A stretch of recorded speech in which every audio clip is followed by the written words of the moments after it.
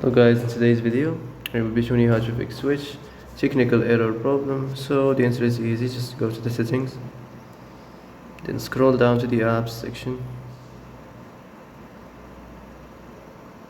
and then go to the search and search Switch. Then go to the storage, and here you will find this clear cache option, click on it.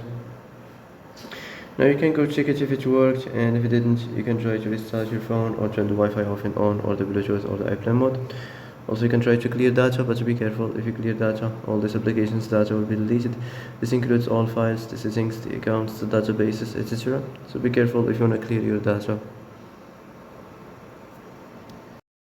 And that's it for today's video. I hope this is the answer you've been looking for.